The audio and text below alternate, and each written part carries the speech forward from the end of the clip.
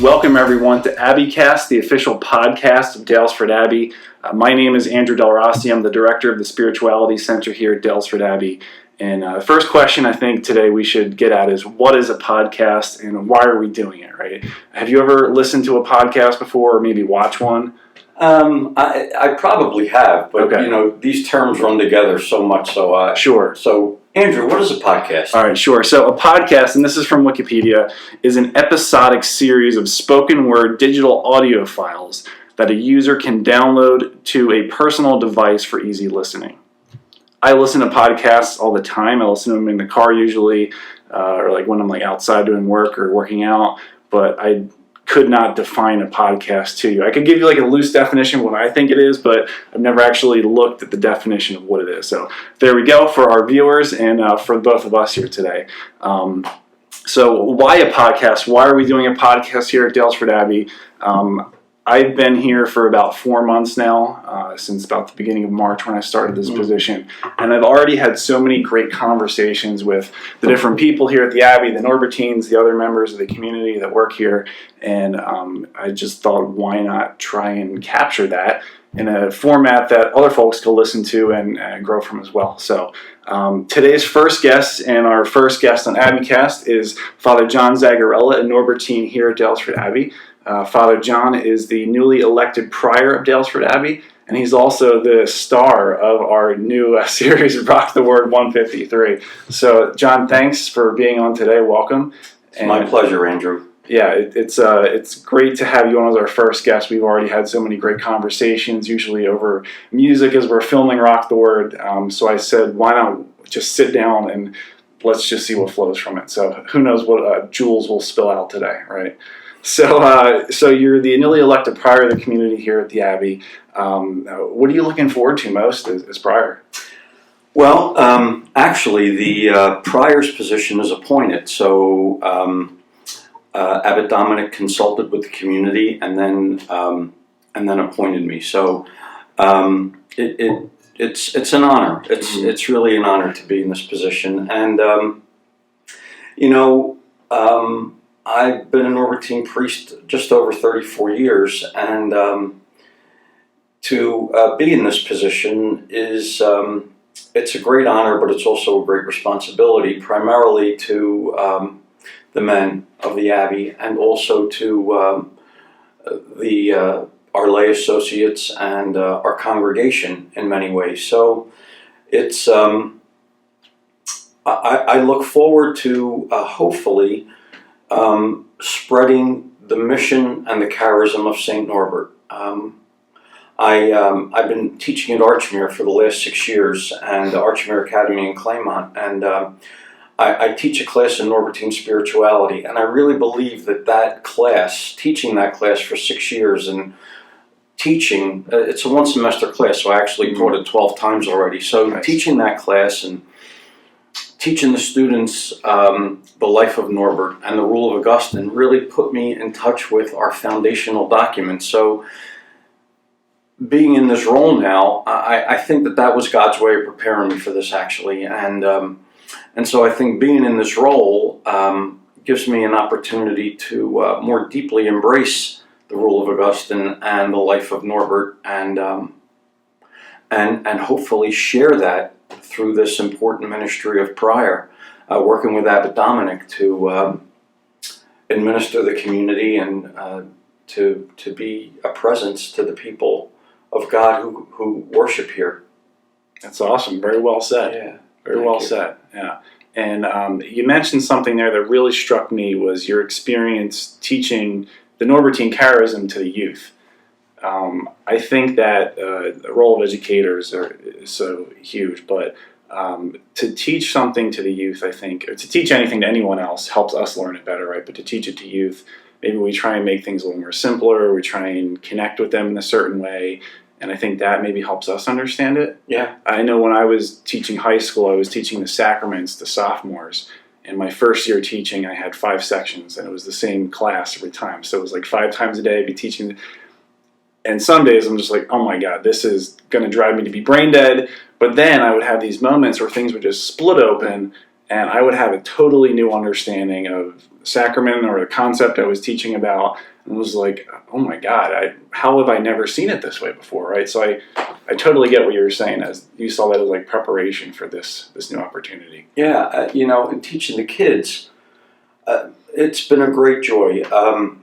This is actually my third time at Archmere Academy over the course of my priesthood, and the last 6 years. And luckily, even though I have this new role of prior, I'll still be able to teach my course at Archmere, which makes me very, very happy because, as I say, it's been a great gift to me, and that so often happens with ministry.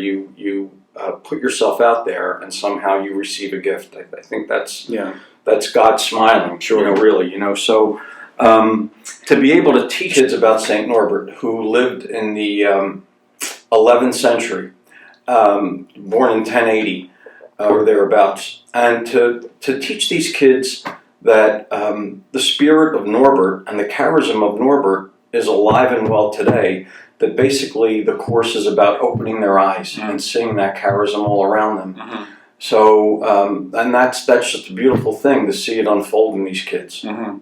So, as you have noticed your own personal growth into this new position as prior, recounting these experiences in the classroom, being a music guy, are there any tunes that just pop into your head right away when you think of this new path that you're pursuing now? Well, believe it or not, you may be surprised or you may not be surprised. There's two songs actually that came to mind. Uh-huh. The first one was "The Promise of a New Day" by Paula Abdul. Right. Mm-hmm. So that was like, she had a few big hits in the 80s, and that might have been her last big hit. I don't remember, but and the reason is because it is like it's a whole new day in this position. That's the way I approach it. Uh-huh. I look at this as I said, a responsibility, but also as an opportunity. And then the other song that came to mind was Bon Jovi's "It's My Life," and what comes to mind is the line where he says, "It's now or never."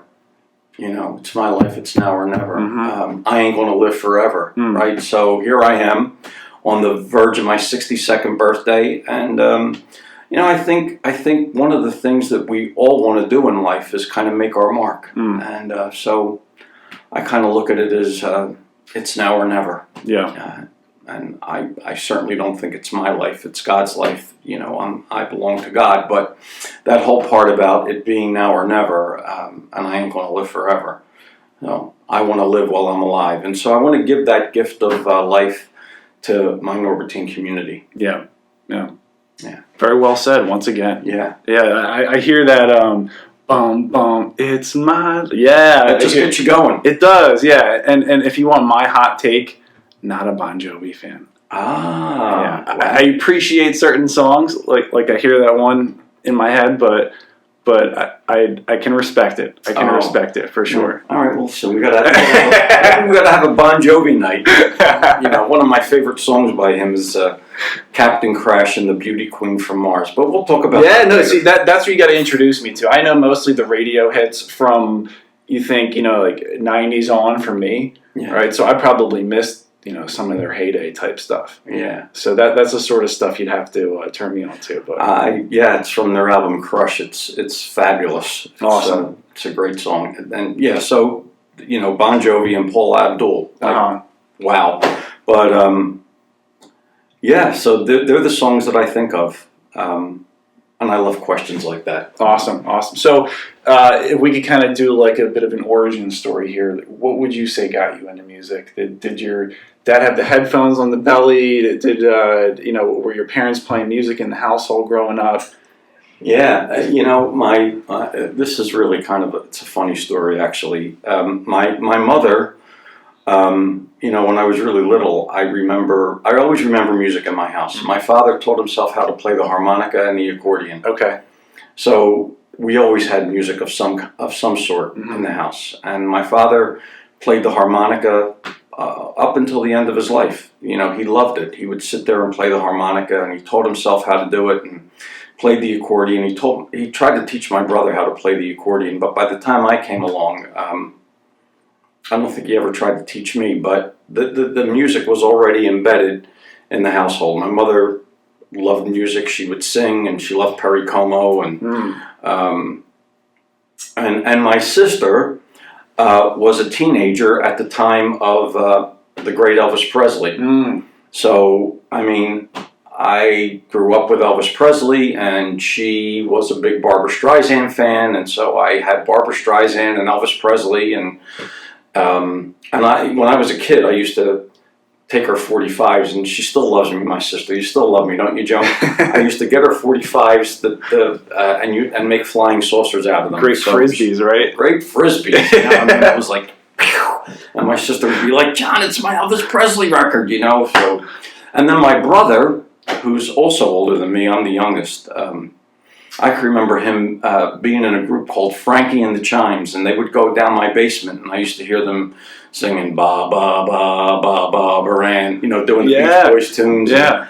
So so my brother always loved music. In fact, my parents had a luncheonette, and on Sundays after the luncheonette would close, my brother would take me back into the store, and we'd put on the latest music, and he would teach me the latest dances. So there was always music in our house, always.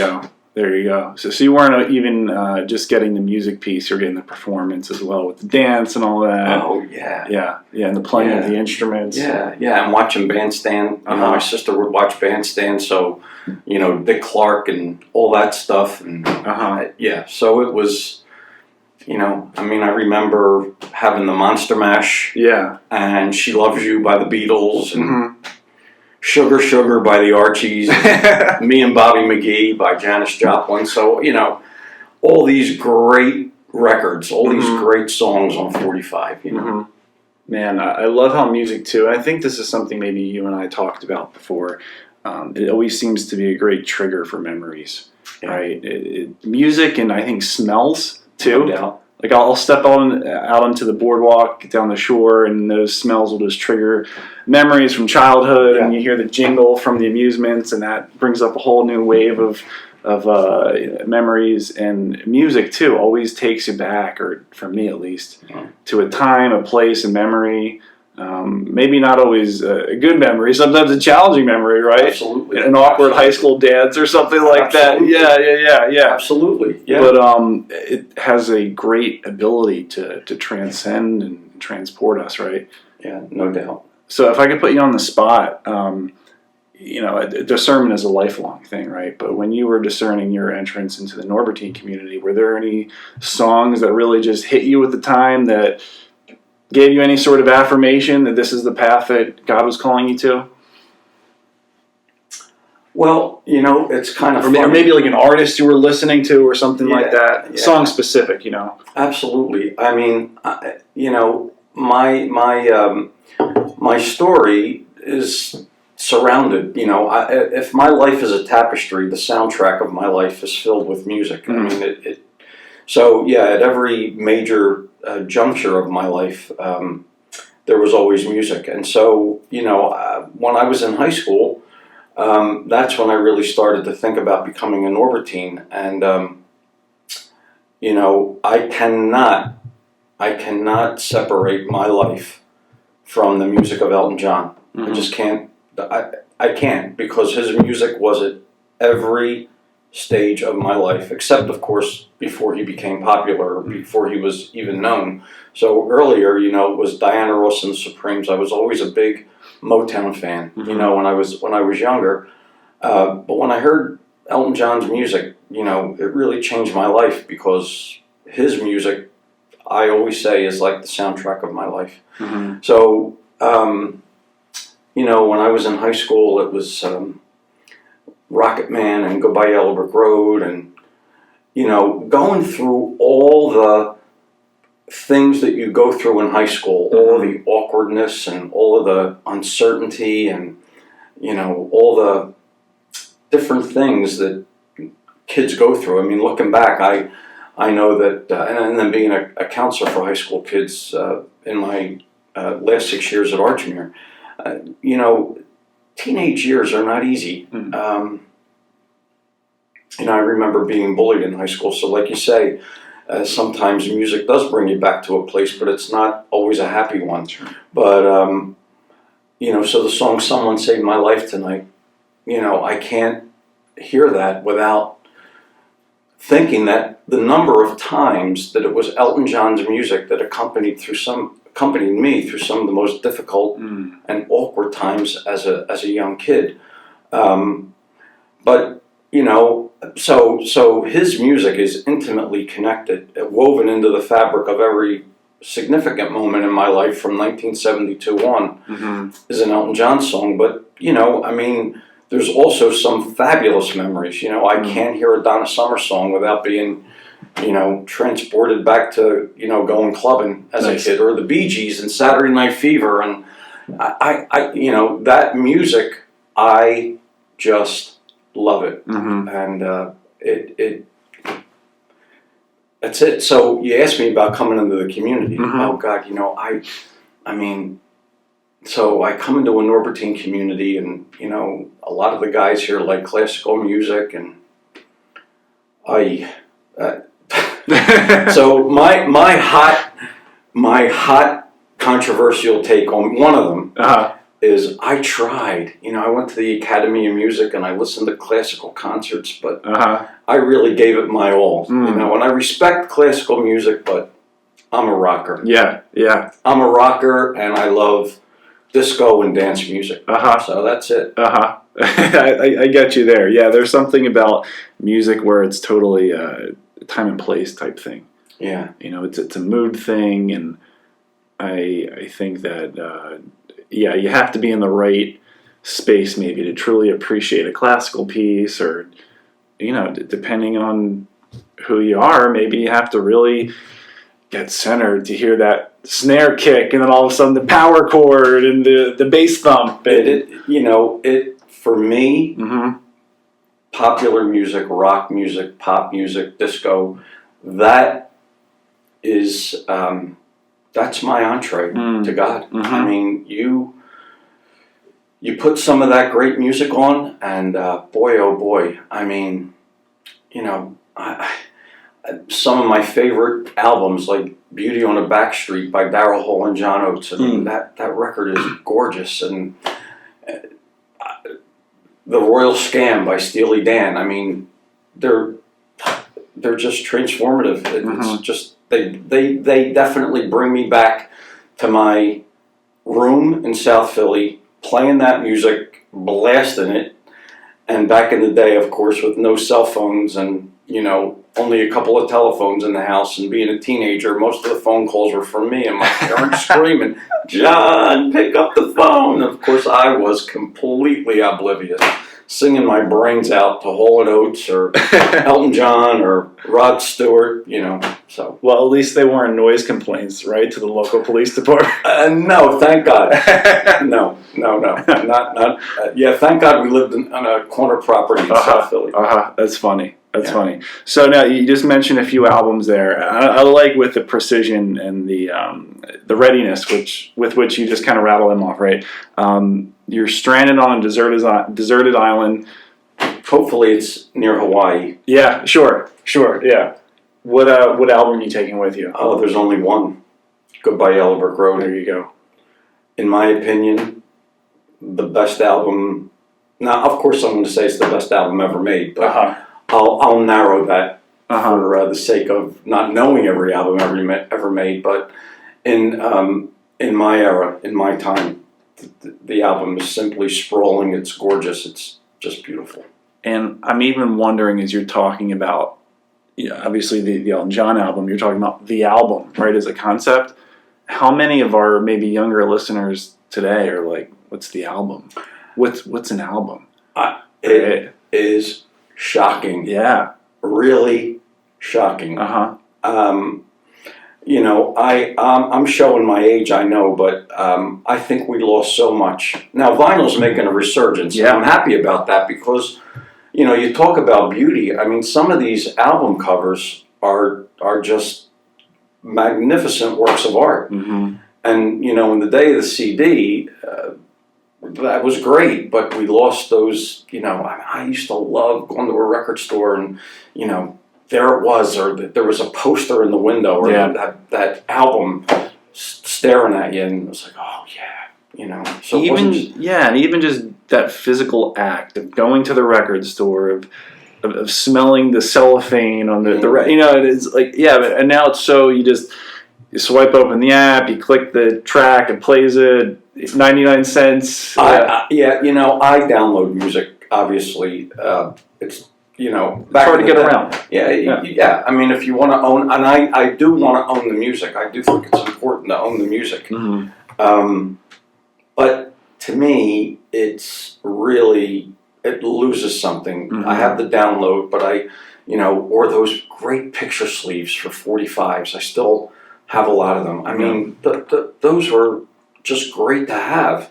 And that to me was like having a record. Mm-hmm. I have that album. Mm-hmm. I have that CD. And to say I have a song that I bought for $1.29 or 99 cents on iTunes, I have it, but it's out. It's in a cloud, and it's not in my room, and that's where I like my music.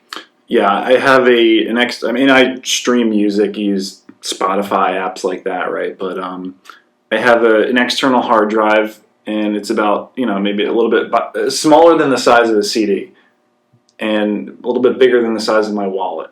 But it's got weeks worth of music on it, and I'm always like looking at this thing. This is so cool and fascinates me technologically, right? But I'm like, it does not compare to that stack of.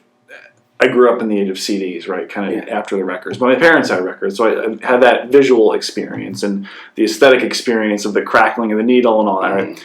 But I grew up with CDs, and that however many terabyte external drive that I have aesthetically doesn't evoke the same sort of response from me when I think of the music as it does looking at a stack of CDs. Yeah.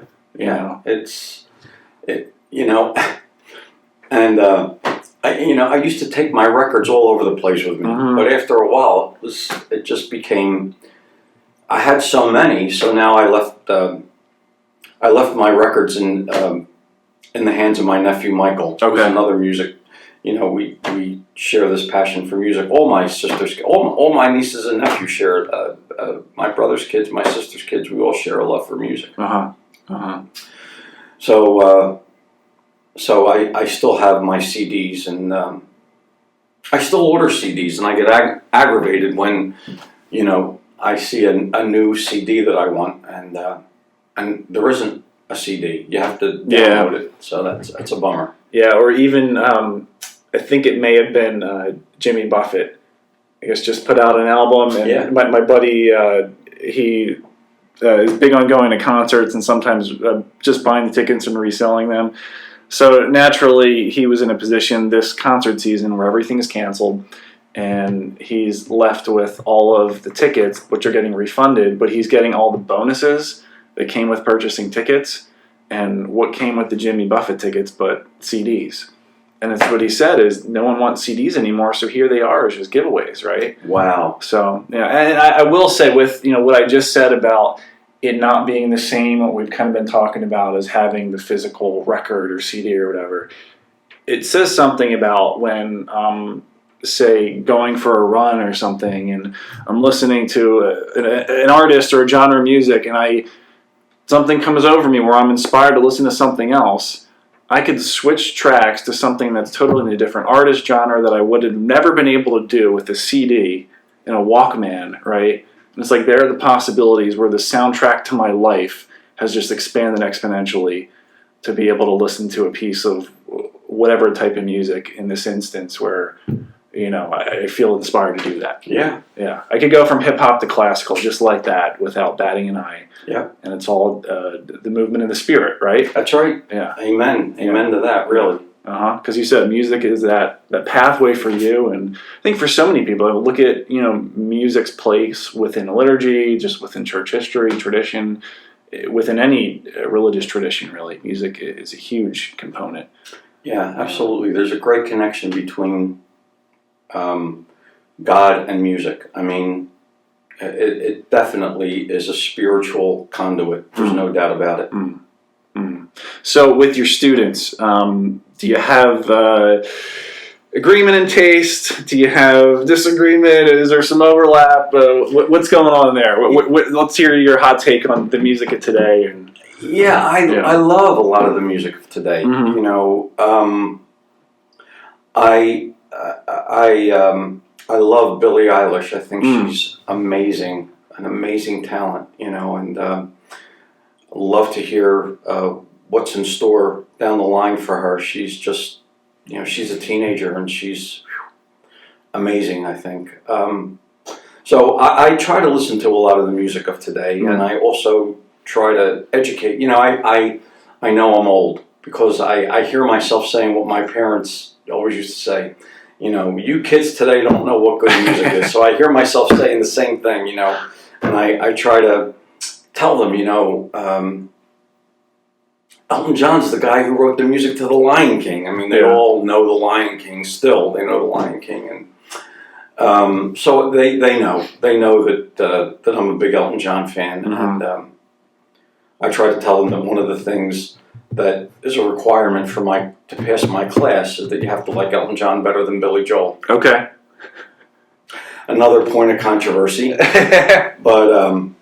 you know, and they laugh at that, but they like it, but they know it now. Yeah. You know, so in fact, the kids at the end, my last class in Norbertine spirituality, which was virtual because of COVID, but I was so touched because they played for me virtually. You know, they were in their locations. I was here at the Abbey, and they had it all planned. You know, they held up signs that said, "Thank you, Father Zag," and they were playing "Goodbye Yellow Road." Oh, man. So that was very touching. That's very special. Yeah. Yeah.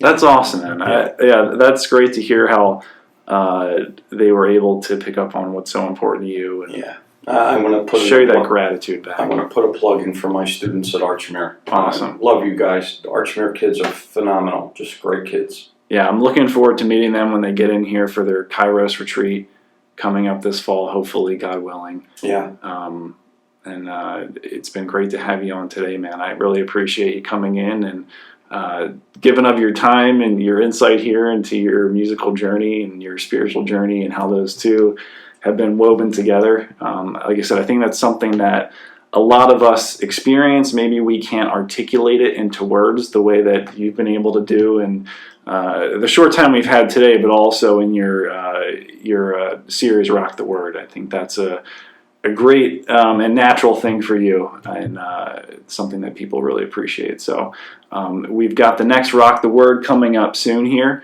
on Springhouse Media, Daylesford Abbey. So that's going to be Friday, July 24th. You'll want to keep your eyes out for that. And what's the tune we're doing that time? It's Pure Love by Rod Stewart. That's right. That's right. So in case you want to do your homework and listen up ahead of time, feel free to check out that track. Andrew, you know, I got to tell you, like, people do ask me in advance what the song is, and I always want to keep them guessing. But okay, I figured, you know, you asked the question, and I would answer it. So, you know, so like, don't get too used to knowing the tune ahead of time. We could always throw them a curveball too. Where, we could. You know, it's something totally out of the blue. But great. We've got Rock the Word 153 coming up again on July 24th, and then on Friday, July 31st. We have another episode of Art and Artists at the Abbey with Father Andrew Ciferni. Those will be available, as always, on YouTube and on Facebook. So I hope that some of your students, who I'm sure have a social media presence, have been able to check out some of your features so far. I'm sure they appreciate that. They get to see outside of the classroom. Yeah, I hope so too. And also, you know, I'm also hoping that some of my Norbertine brothers, like Father Andrew Ciferni, who was a good guy, really good guy. Most of you people have probably seen him do something. But I'm trying to educate him to the beauty of rock and roll. Yeah. You know what I'm saying? So, who knows? Maybe one day I'll walk past his office and I'll hear Elton John blaring. There you go. You never know. I might hear a guitar solo ripping down the halls. That's it. He might be, you know, like a burgeoning rocket man. Okay. That's awesome. You never know who else in the community, right? You never know. Yeah. Well, speaking of the community, just to put a plug in for vocations too, if you feel as if the good Lord is calling you toward religious life here, or just religious life in general, and you want to explore that path, check out daylesford.org/vocations, or you can even email vocations@daylesford.org.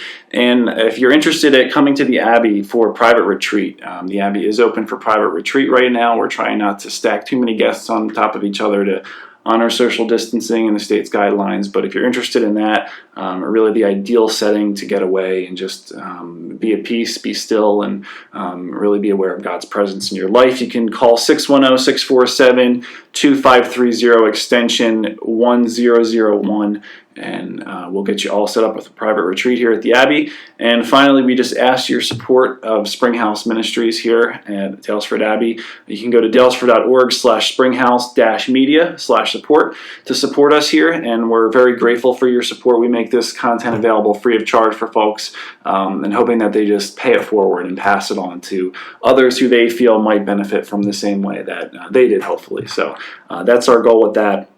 And just remember, you can access it anytime on Facebook, on YouTube, and today's podcast, I think we're going to put up in a couple formats, or a few different formats, on Facebook, YouTube, and then even on SoundCloud, just for the audio version for people that want to listen in the car, because you shouldn't watch us on YouTube or Facebook and listen in the car. That's right.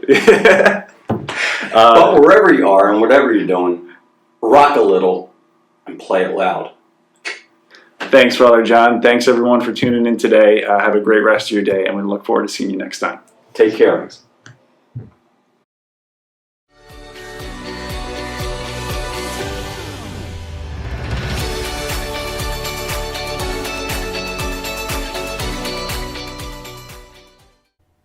Content from the Springhouse is available free of charge. If you find this ministry is of service to you, we hope that you will support us in providing this content in an ongoing manner. We consider this a pay-it-forward endeavor. Not only would your donation help us to cover the expenses of producing its content, you would make it possible for us to offer it to others as well. As long as we are able, by your generosity, we will continue to produce content which we believe will serve the church. We hope that you might become a partner in this ministry. Please click the link in the description below this video to make a donation.